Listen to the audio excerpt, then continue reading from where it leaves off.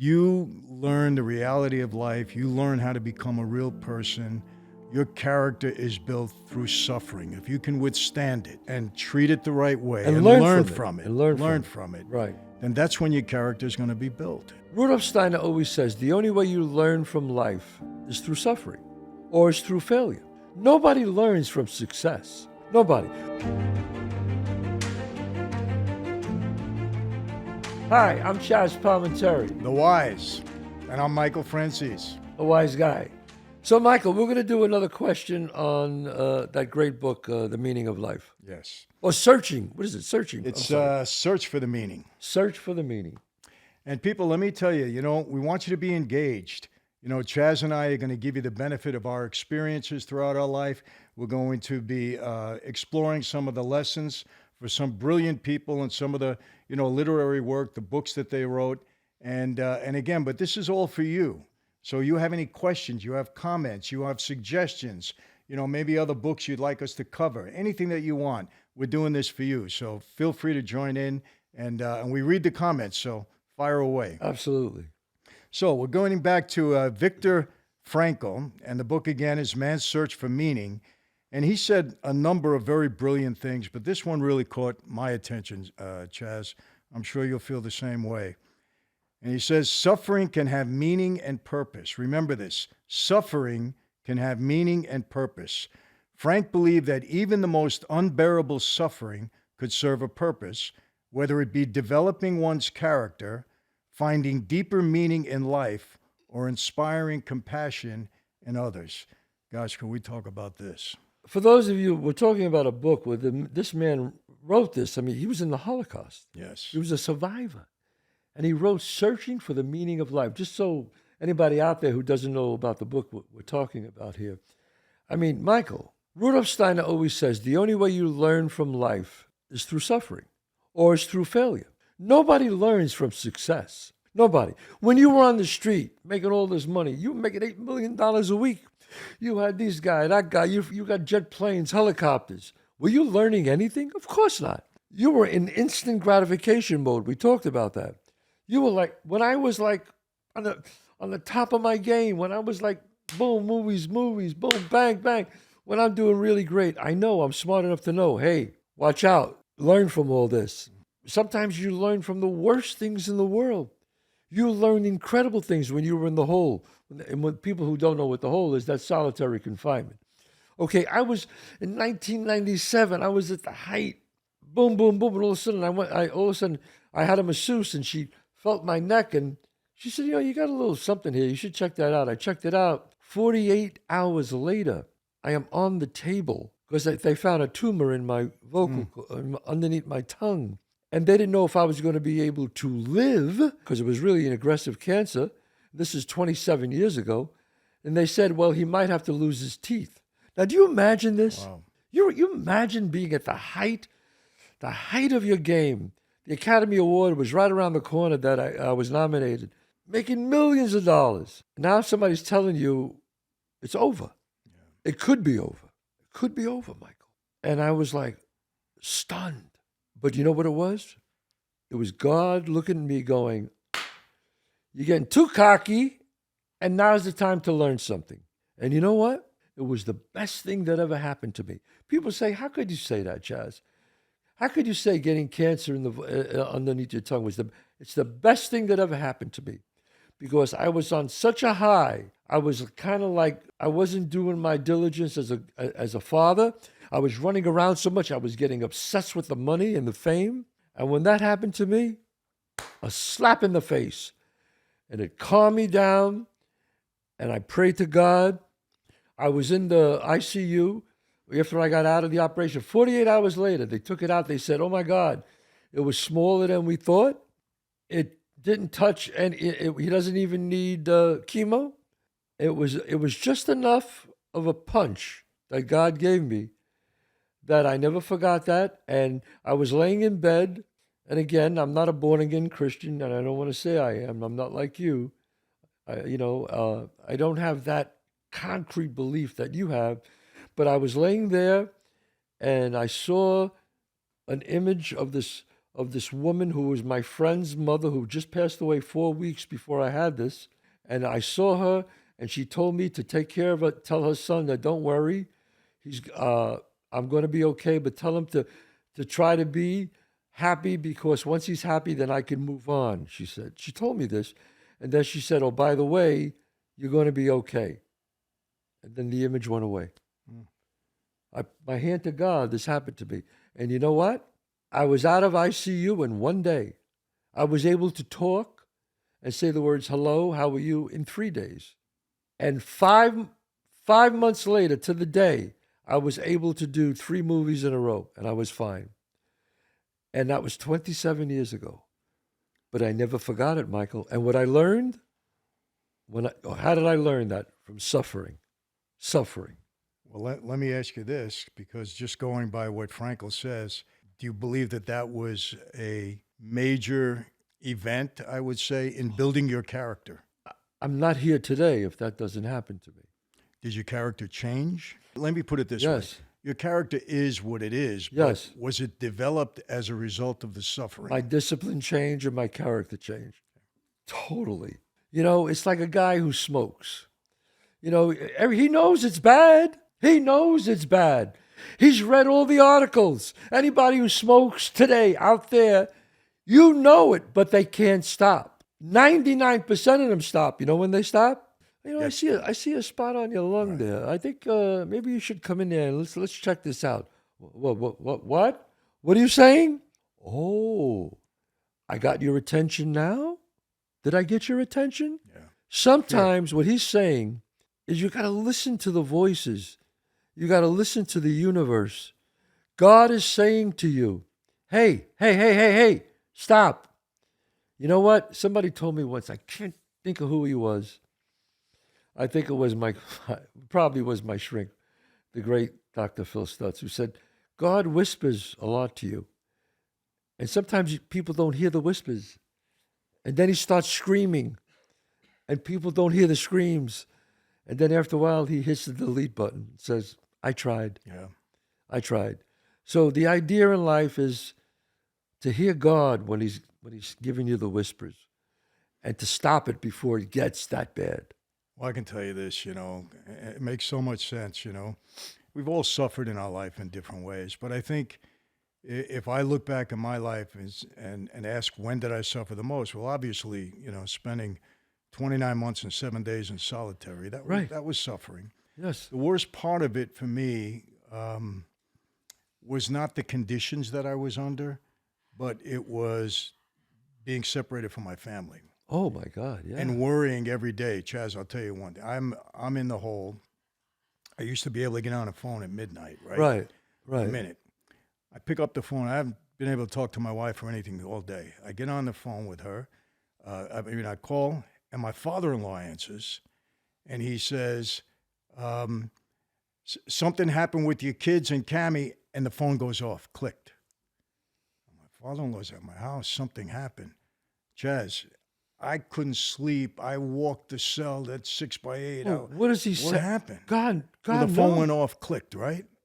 So now I'm dying for 8 hours until I was able to get back on the phone at 8 in the morning.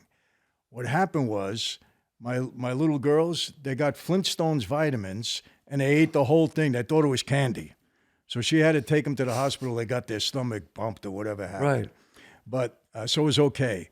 But the point being, I suffered so much during that experience. And that's when God told me, okay, you want to drive in a helicopter, you want to have a plane, you want to make $8 million a week, you want to be a captain in a family, let me show you what life is really all about. And you know something, that's when during that time in the hole is when my character was built.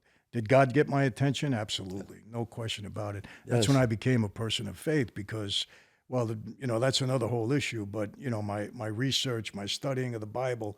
Right. But being locked in solitary, I can't explain it for that length of time. It's inhuman. I believe until this day, unless somebody's a real danger to themselves or to the people around them, you shouldn't, our youngsters, especially in prison, don't do it. You'll destroy them mentally and emotionally forever. But did it help me? Do I want the experience again? Absolutely not. No. But am I thankful for what came of it? Yes. Yes. You learn the reality of life. You learn how to become a real person. Your character is built through suffering. If you can withstand it. If you can withstand it. Yes. And treat it the right way. And learn from it. And learn from it. Right. Then that's when your character is going to be built. And listen, we learned this as kids. Right. When our parents are disciplining us. It's Yes. a form of suffering. But when do you learn? You don't learn when you're getting ice cream and cake and cookies all the time. You No. learn when you get disciplined. Right. When your father says, don't go there, if you do, you will not go out for a long time. Right. I go, well, I better not go there. Exactly. I'm mad. I'm mad at him for doing that to me, but I'm not going to go there. That's right. It's building your character. It's building character. You know, he also says this is what I think is really important too.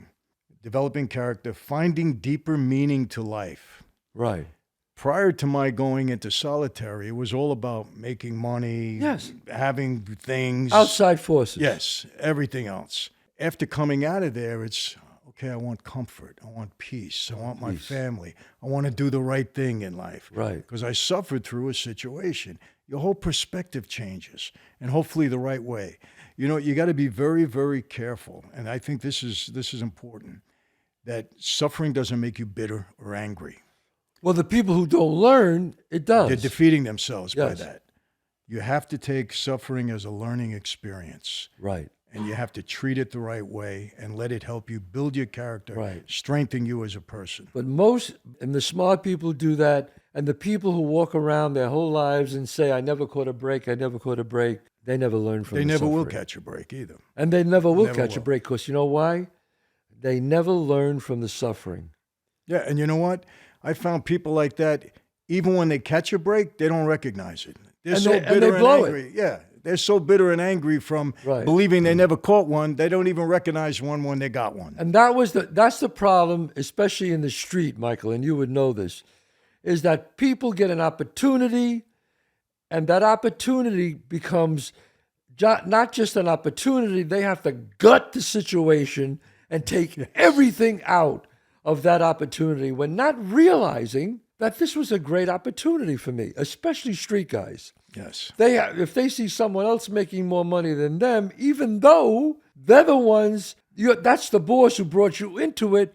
Well, why is he making this much and I'm making that much? Exactly.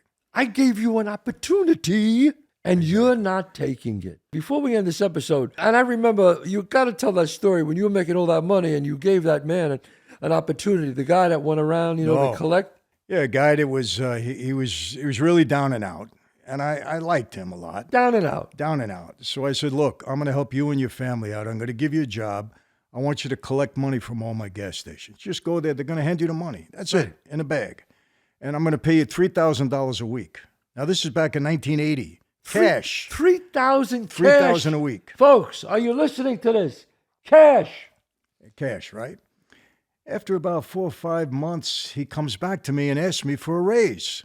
And I looked at him and I said, do you think you're worth $3,000 a week? You're collecting money. But what happened? He started counting my money. Right. And saying, you know what? I deserve more of this. In his head. In his head. He didn't get it. But, you know, I got to say this, Chazz. This is something I think you'd want to comment on, too. Deeper meaning in life or inspiring compassion in others. So did your suffering make you have more realization for the suffering of others and yes. then be more compassionate towards them? Absolutely. When I meet people now, and now look, the incident that happened to me, Michael, was 27 years ago, and yours was a long time ago. But if we meet someone now and says, someone comes over to me and says, you know, I was just diagnosed with cancer and I'm having a tough time. And I tell them, I said, hey, it's not, in 1950, in the 40s, when somebody heard the word cancer, oh, you're dead. Yes. I said, with all the improvements, with all the experiments now, cancer's not a death sentence no more. I said, but your attitude can be. I said, so if you have a positive attitude, I said, I'm still here. I had one of the most aggressive cancers in the world they found. underneath my tongue, a small little tumor. And if they didn't catch it as quick as they did, if I didn't get a masseuse, if I didn't get a massage, where a masseuse felt my thing and went, you know what, you should check that out. You wouldn't have known. I wouldn't have known, and I would have been dead. So, again, I believe in the Lord. I think the Lord said, this guy should be around for a while. I'm going to make him hang out. Yeah. And I hope that he learns from this, because if he does, I won't have to I tried whispering, then I yelled, and now I'm like really yelling at him. He got my attention. So I believe I'm so compassionate to people out there, whoever has cancer, whoever parents or someone does. It's not a death sentence. Your attitude means everything. Exactly. And, I have a lot of heart for people in prison. Yes. Because, I tell people, he's a criminal. Even if you commit a crime and make a mistake, you still got to go through the suffering in there. And it's still, you're still a human being. So, one thing if it's a heinous crime and, God forbid you're a serial killer, okay. But, guys make mistakes, criminal activity, they go into prison. They're still going through the suffering. You got to have compassion for that. Prison's not easy. Prison's not easy. But you know what I learned, Chazz? I was popular on the street. Look, you're making money and you're popular. Am I right? Right. Okay. When I went to jail, I'll never forget. I'm in prison. A couple other guys got indicted with me. They're out on bail. I'm in prison a year already. They gave me no bail. I had their wives calling me up, crying to me about their husbands that didn't even go one day in prison yet. And I'm saying to them, but I'm in jail for a year. What do you want me to do for you? Wow. Yes. And when from one of the most popular guys on the street, I didn't hear from anybody when I went to prison. Nobody. Right. Nobody. Maybe one or two people that were close to me. Everybody else, they ran for their hills. Well, you can't do anything for them no more. And I want to tell you this, my wife, Chazz, she wouldn't ask anybody for anything. Right. She said to me, look, I'm your wife. If this is the cross I got to bear until you come home, I don't want anything from anybody. She would not ask, never complain, nothing. And why am I saying this? Because it just taught me something. I learned something from the way she handled adversity at that point. Yes, sometimes our wives can handle things better than we can. It's true. The bottom line is suffering builds your character, teach you about compassion, and if you can survive it, you can come out on the other side a much better person. Right. There's a man who wrote this book, Searching for the Meaning of Life in the Holocaust. I'm talking about 27 years ago when I got cancer, what I learned from that. Michael is talking about the years he spent in the hole, which is solitary, what he learned. And what Michael just said about learning from suffering.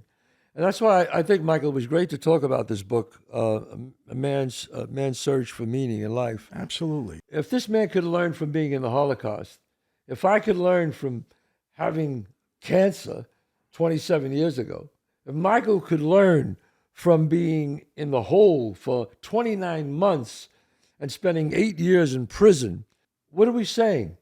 We're saying that you learn from suffering. So we try to give our knowledge here.